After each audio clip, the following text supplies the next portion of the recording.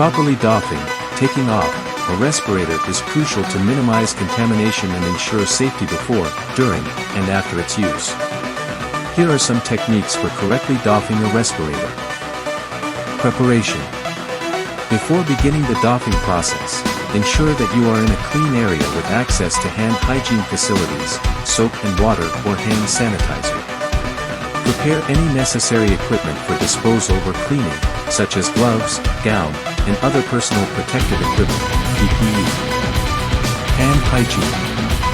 Wash your hands thoroughly with soap and water for at least 20 seconds. If soap and water are not available, use a hand sanitizer with at least 60% alcohol. Inspect respirator. Before removing the respirator, visually inspect it for any signs of damage or contamination. If the respirator is damaged or contaminated, handle it appropriately according to your organization's protocols. Doff Respirator. With clean hands, grasp the bottom straps of the respirator and pull them over your head. Then, grasp the top straps and pull them away from your head, allowing the respirator to fall forward from your face.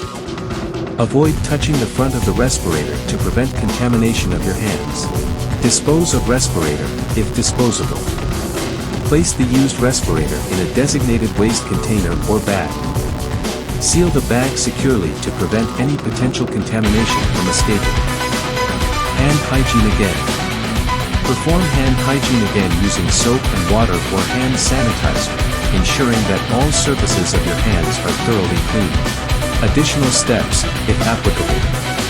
Depending on the specific situation and the type of contaminants involved, there may be additional steps required for doffing PPE, such as showering or changing clothes. Regular training and practice in proper doffing procedures are essential to ensure proficiency and minimize the risk of contamination.